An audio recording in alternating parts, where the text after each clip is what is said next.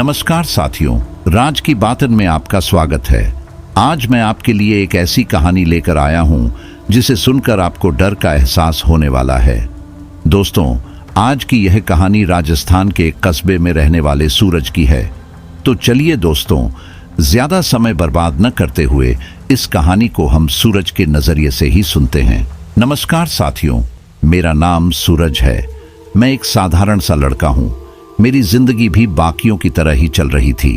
मैं राजस्थान के एक कस्बे का रहने वाला हूं। मेरा घर एक पुराने जमाने की बड़ी सी कोठी है जो मेरे दादा के जमाने से हमारी फैमिली की है। कोठी के चारों तरफ एक बड़ा सा बगीचा है जिसमें तरह तरह के पेड़ हैं। रात को तो ये बगीचा और भी डरावना लगता है। मेरे पापा एक जाने माने डॉक्टर हैं और मम्मी घर संभालती हैं। मेरा एक छोटा भाई है जिसका नाम राजीव है। वो पढ़ाई में बहुत अच्छा है लेकिन थोड़ा डरपोक है।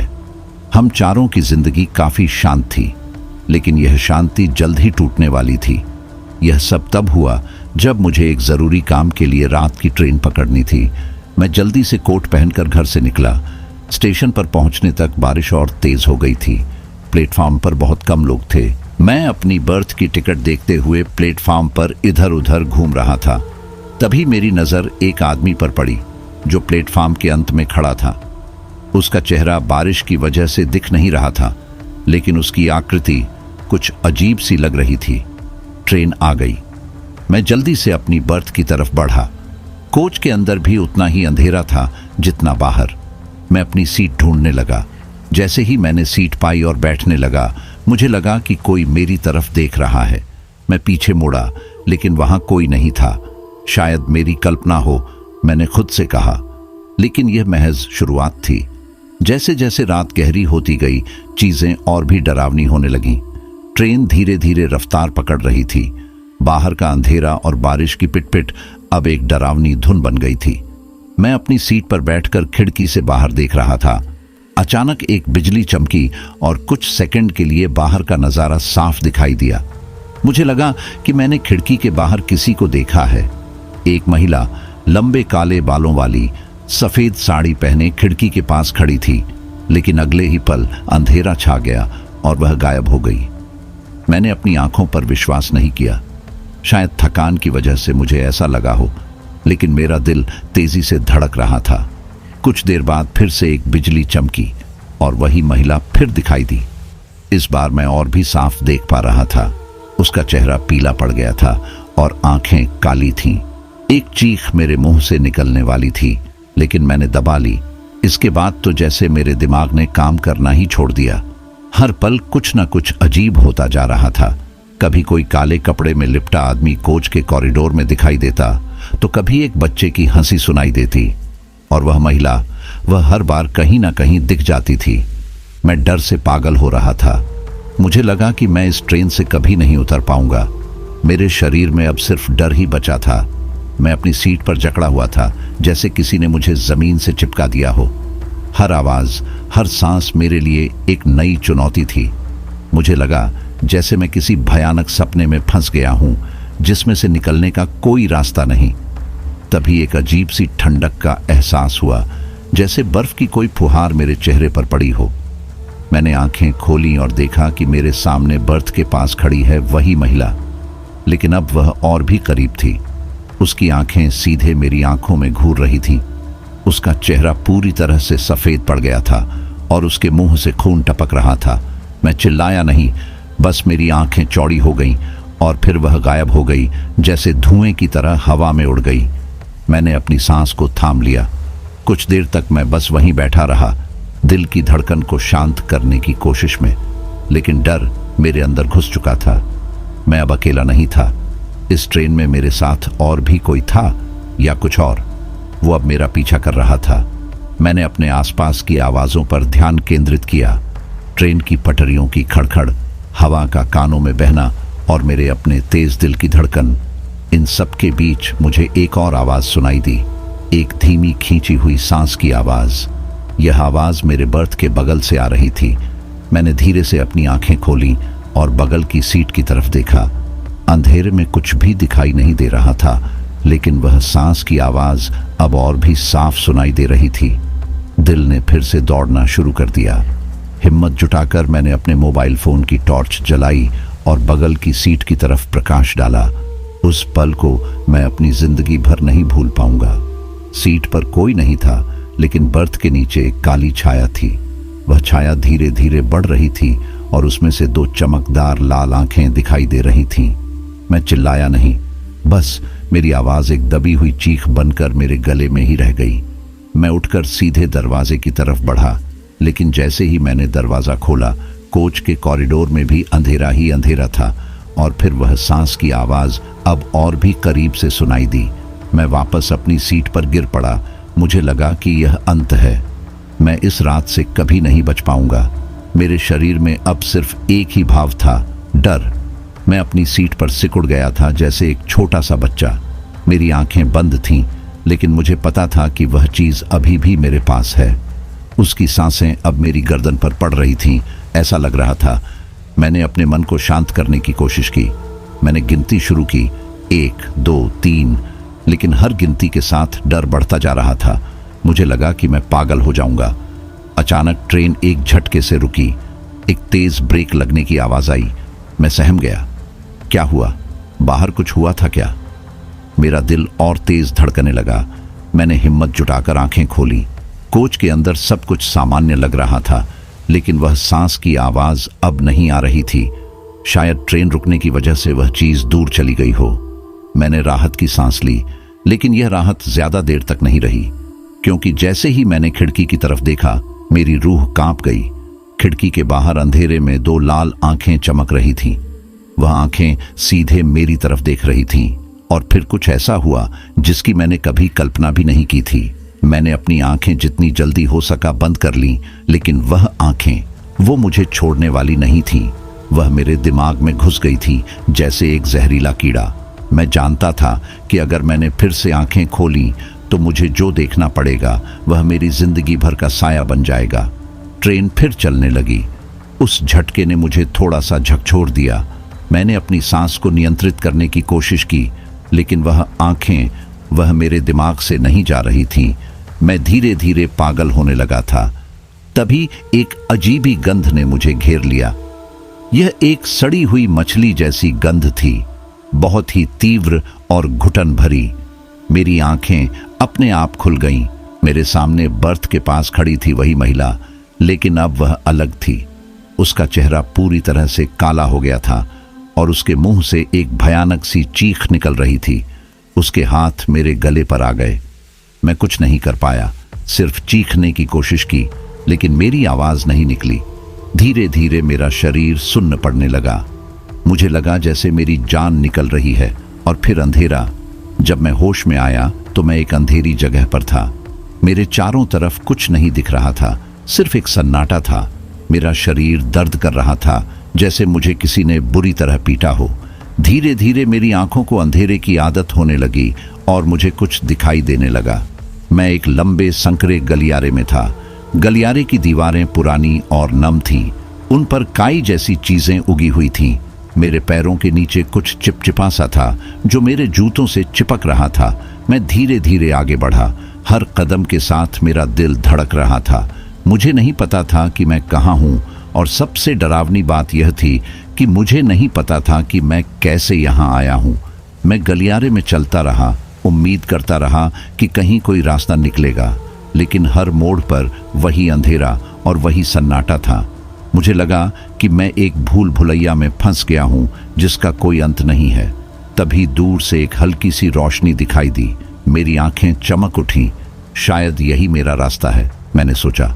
मैं तेजी से उस रोशनी की तरफ बढ़ा, लेकिन जैसे ही मैं उस रोशनी के करीब पहुंचा, मुझे एक आवाज सुनाई दी।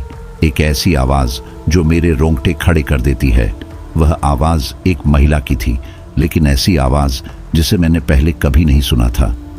यह एक चीख और रोने का मिला जुला रूप थी, बहुत ही पीड़ादायक और भयानक। आवाज धीरे धीरे पास आ रही थी और साथ ही वो रोशनी भी धीमी पड़ रही थी। मैं डर से पागल हो रहा था। मैं पीछे मुड़ना चाहता था, लेकिन मेरे पैरों में ताकत नहीं बची थी। मैं आगे बढ़ता रहा उस रोशनी की तरफ जो अब एक छोटी सी बिंदु बन चुकी थी। अचानक मैं किसी चीज से टकराया। मेरे सिर में तेज दर्द हुआ। मैं गिर गया। जब मैंने अपनी आंखें खोली तो देखा कि मेरे सामने एक बड़ा सा दरवाजा है। उस दरवाजे के ऊपर उसी महिला का चेहरा लटका हुआ था जिसकी आवाज मैंने सुनी थी। उसका चेहरा बहुत ही विकृत था और उसकी आंखें खून की लाल थीं। मैंने उठने की कोशिश की लेकिन मेरा शरीर नहीं मान रहा था। मैं वहीं पड़ा रहा, उस दरवाजे को देखता रहा और फिर धीरे धीरे दरवाजा खुलने लगा। दरवाजा धीरे धीरे खुलता गया। उससे एक काली हवा निकल रही थी जो मेरे चेहरे पर पड़ रही थी। मैं अपनी आंखें बंद कर लेना चाहता था लेकिन मेरी पलकें जैसे जड़ पकड़ चुकी थीं। मैं उस दरवाजे को ही देख रहा था। धीरे धीरे दरवाजा पूरी तरह से खुल गया। उसके पीछे का अंधेरा इतना घना था जैसे किसी काले सागर में झांक रहा हूं। और फिर उस अंधेरे से एक आकृति उभरी, एक लंबा काला साया जिसका चेहरा दिखाई नहीं दे रहा था। वह साया धीरे धीरे मेरी तरफ बढ़ने लगा। मैं चीखना चाहता था लेकिन मेरी आवाज नहीं निकल रही थी। मेरा शरीर पूरी तरह से जड़ हो गया था।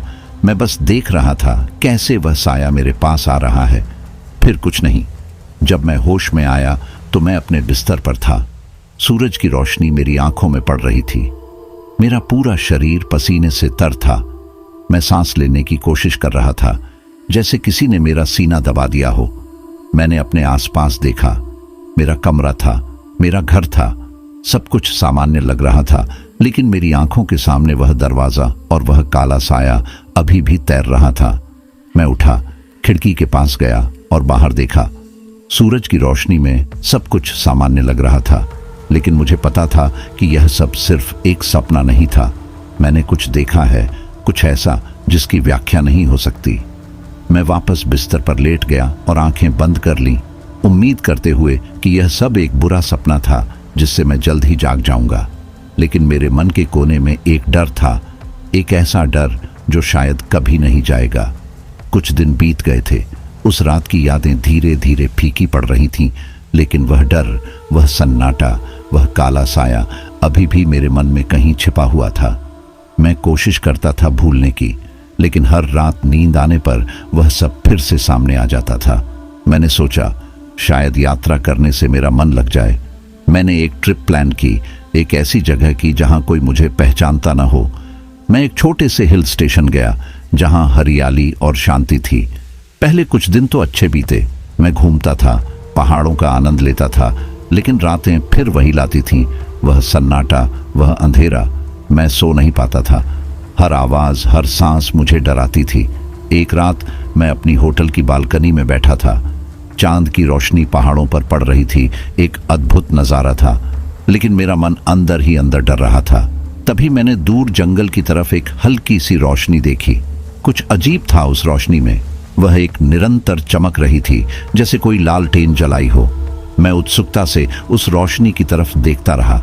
धीरे धीरे मुझे लगा कि वह रोशनी पास आ रही है। मैंने अपनी सांस रोक ली। मेरा दिल तेजी से धड़कने लगा। वह रोशनी अब और भी करीब थी और फिर वह जंगल से निकली। वह रोशनी धीरे धीरे पास आती रही। अब मैं साफ देख सकता था कि वह एक इंसान था, या कम से कम इंसान जैसा दिखने वाला कुछ था।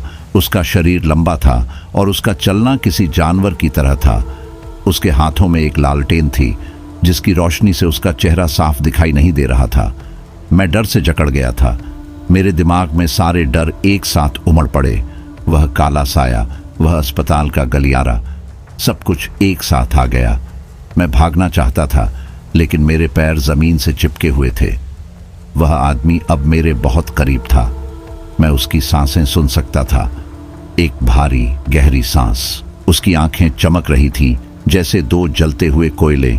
और फिर वह रुक गया ठीक मेरे सामने। उसने मेरी तरफ देखा लेकिन उसकी आंखों में कोई भाव नहीं था। वह बस मुझे देख रहा था जैसे एक शिकारी अपने शिकार को देखता है। उसी तरह मेरे मन में एक खालीपन छा गया। मुझे लगा जैसे मेरी जिंदगी का अंत हो गया है। और फिर कुछ ऐसा हुआ जो मेरी समझ से परे था। वह आदमी मुझ पर अपनी निगाहें हटाए बिना धीरे धीरे मुस्कुराया। वह मुस्कुराहट नहीं थी, वह एक खौफनाक चेहरा बना रहा था जिसने मेरी रूह कंपा दी। उसके दांत दिखाई देने लगे, नुकीले और जानवर जैसे। मैं पीछे हटना चाहता था लेकिन मेरे पैरों में ताकत नहीं थी। मैं जड़ हो गया था जैसे किसी ने मुझे जमीन से चिपका दिया हो। वह आदमी अब और करीब आ रहा था। उसकी सांसें मेरी गर्दन पर पड़ रही थी। मैंने आंखें बंद कर ली, लेकिन वह चेहरा मेरे दिमाग में साफ दिखाई दे रहा था। मैं जानता था कि जो कुछ भी होने वाला है वह अच्छा नहीं होगा। फिर कुछ नहीं हुआ। जब मैंने आंखें खोली तो वह आदमी गायब हो गया था। उसके जाने के बाद भी एक खालीपन मेरे अंदर था। मैं डर रहा था, लेकिन साथ ही एक उत्सुकता भी थी जानने की कि आखिर हुआ क्या था। मैंने उस जगह से दूर जाने का फैसला किया। मैं वापस होटल लौटा, लेकिन मेरा मन अब शांत नहीं हो रहा था। वह आदमी, वह रोशनी, सब कुछ एक पहेली की तरह मेरे दिमाग में घूम रहा था। मैंने फैसला किया कि इस रहस्य को सुलझा कर रहूंगा, चाहे इसके लिए मुझे कितनी ही गहराई में जाना पड़े। और इस तरह मेरी एक नई यात्रा शुरू हुई, एक यात्रा जो मुझे अंधेरे की ओर ले जा रही थी। उस रात के बाद मैं बदल गया था। डर तो था ही, लेकिन उसके साथ एक जुनून भी पैदा हो गया था। मैं जानना चाहता था उस जंगल में वो आदमी कौन था और वह क्यों मुझे देख रहा था। मैंने एक स्थानीय गाइड हायर किया। उसने मुझे बताया कि उस जंगल के बारे में कई रहस्यमय कहानियां हैं। लोग कहते हैं कि वहां राक्षस रहते हैं जो रात में निकलकर इंसानों का शिकार करते हैं। मैंने उस पर ध्यान नहीं दिया। मेरा मन बस उस आदमी को देखने को बेताब था। हमने जंगल में प्रवेश किया। जंगल घना और डरावना था। पेड़ इतने ऊंचे थे कि सूरज की रोशनी मुश्किल से जमीन तक पहुंच पाती थी। हर कदम पर मुझे वह आदमी दिखाई देने लगता था। हर पेड़ की छाया, हर झाड़ी मुझे डराती थी। गाइड भी डर गया था। उसने मुझसे वापस जाने को कहा, लेकिन मैंने मना कर दिया। मैं आगे बढ़ता गया जंगल की गहराई में। मुझे लग रहा था जैसे मैं किसी और दुनिया में आ गया हूं। अचानक हम एक खाली जगह पर पहुंचे। बीच में एक बड़ा सा पेड़ था जिसके नीचे एक गुफा थी। गाइड कांपने लगा। उसने कहा कि वह यहीं रुकेगा। मैं अकेले आगे बढ़ गया। गुफा के अंदर अंधेरा था, लेकिन मैं डर नहीं रहा था। अब मुझे कुछ भी नहीं डरा सकता था। मैं आगे बढ़ता गया गुफा के अंदर, और फिर मैंने देखा गुफा के अंदर का अंधेरा घना था। मेरी लालटेन की रोशनी कुछ ही दूरी तक जा पा रही थी। मैं सावधानी से आगे बढ़ रहा था। हर कदम पर मुझे कुछ न कुछ दिखाई देता था जो मेरी कल्पना को और भी डरावना बना रहा था। अचानक मेरी लालटेन की रोशनी एक चमकदार चीज पर पड़ी। मैं आगे बढ़ा और देखा गुफा की दीवार पर कुछ लिखा हुआ था। यह कोई भाषा नहीं थी, बल्कि कुछ चिन्ह थे जो मुझे समझ नहीं आ रहे थे। वो चिन्ह बहुत पुराने लग रहे थे, जैसे किसी प्राचीन सभ्यता के हों। मैंने उन चिन्हों को ध्यान से देखा। कुछ देर बाद मुझे लगा कि मुझे कुछ समझ आ रहा है। यह कोई भाषा नहीं थी, बल्कि कुछ संकेत थे, कुछ निर्देश। वह निर्देश मुझे कहीं ले जा रहे थे। मैं उत्सुक हो गया था। मैंने लालटेन को और ज्यादा रोशन किया और उन चिन्हों को पढ़ने लगा। वह निर्देश मुझे एक और गुफा की तरफ ले जा रहे थे, जो इस गुफा से कुछ दूरी पर थी। मैंने हिम्मत जुटाकर उस गुफा की तरफ चलना शुरू किया। मेरे मन में डर था, लेकिन उससे ज्यादा उत्सुकता थी। मैं जानना चाहता था कि इस गुफा के अंत में क्या है। और फिर मैंने देखा, गुफा गहरा जा रही थी। लालटेन की रोशनी अब मुश्किल से कुछ ही फीट आगे तक जा पा रही थी।